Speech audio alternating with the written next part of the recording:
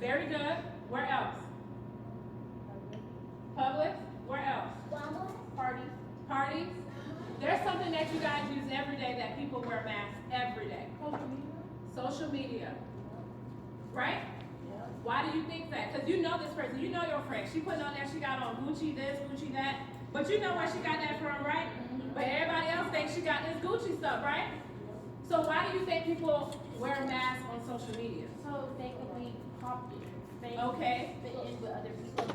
Do you think it's easy or hard to play the game or put on a mask on social media? It's hard?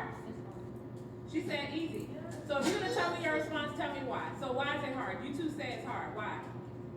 Because, I mean, sometimes it takes a lot of courage to do what you're doing.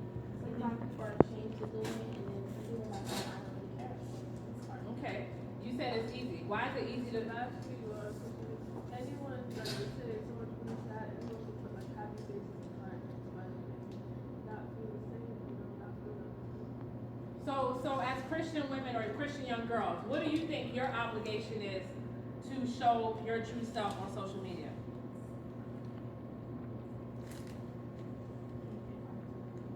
Keep it what?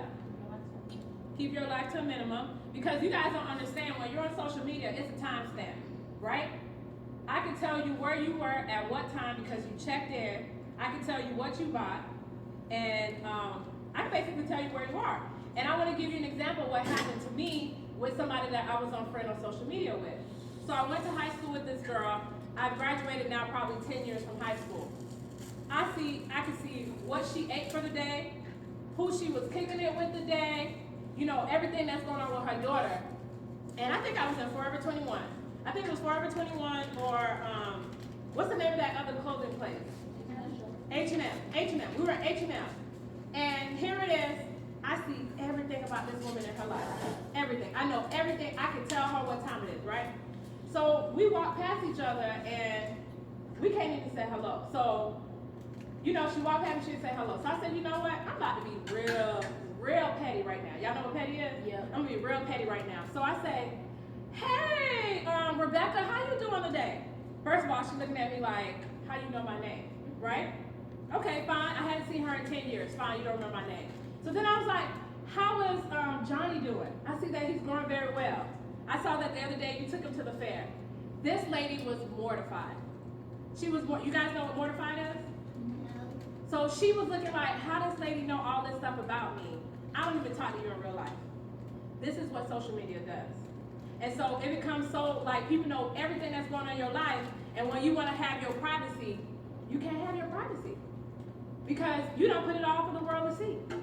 And so when I call you out on what you're doing, all of a sudden now, how you know my business? Because you gave it to me freely. So this is the danger that you guys have to understand when you're on social media. You think you're doing something, you're showing like a part of your life, people are taking it and they're running with it. Like for you, young ladies like you, there's predators. You guys know what sex trafficking is. Y'all heard what happened in DC, right? They grabbed these girls, they kidnapped. How you think they kidnapped these girls? Oh, okay. Because they say, oh, I'm at Cold Stones enjoying this, you know, ice cream. Oh, okay. So let me just go ahead and scoop. You understand what I'm saying? So it's to encourage you, be mindful of what you're posting on social media, the time you're posting it, and where you're going. Everybody don't need to know your business, right? So it's real. It's real. So you know, at the end of the day, I walked off. She was good, but I had to show her that you can't act brand new with me when you see me in real life when I know everything that's going on in your life, right? Because you gave me full access to know so. So let's see. Any other questions? So I have that. So do we know the dangers of not knowing who we are? Actually, let me back this up. How do you know who you are? First, we got to establish that. How do you know who you are? What do you know about yourself that makes you know who you are? Anybody? Like before you do something, to think, is this really you? Is this what you want? So one of the things when I ask this question, what do you like? You know what you like and what you don't like, right? When we ask you the question on that questionnaire, what are your personal strengths? I can't tell you what your personal strength is. Only you know it, right? And so if you know what your personal strength is, then you know who your weaknesses are as well, right? So at this age right now, you should be able to figure out what you like, what you don't like. what makes you happy, what makes you sad, right?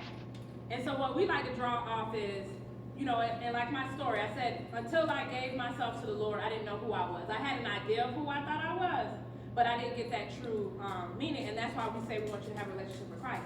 Because when you read the word tells you who you are. Y'all know that, right? Who knows the verse that says, I'm wonderfully and masterfully made? Do you know that? You're sons and daughters of the Most High. And until you understand that, you will drift through life trying to figure out stuff when he has it laid out for you. So then the question is, if we know that we have to know who Jesus is, to know who we are, what are the disadvantages of not knowing who you are? People can run over you. I'm sorry? People can run over you. True. Anything else? Try to find yourself in the wrong places. Wrong places? Anybody else? Okay. And what are some ways, so we're going to wrap it up. What are some ways you could better know the truth about yourself? What are the things that you guys can do? Besides, I'm sorry? Pray to God to find who you are. Good. Anything else? Explore how?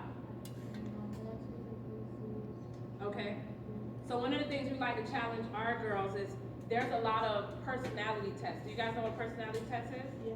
So it's like an inventory. It asks you, if you were in this situation, what would you do? Da-da-da. And at the end, it tells you you're more like this type of group and category and another category. So as you guys in this stage, you want to be ahead of your class. You want to know who you are, because once you know who you are, there's no limit to what you can do.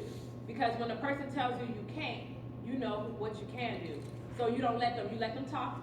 Let it go through one ear, out the other. But when you don't know who you are, when they tell you you can't do it, you're going to believe them and say, yeah, I can't do it, right? Right? So to encourage you, you know, like we said, our organization is to help you understand who you are in Christ. And one of the best ways, what are the best ways to find out who you're in Christ?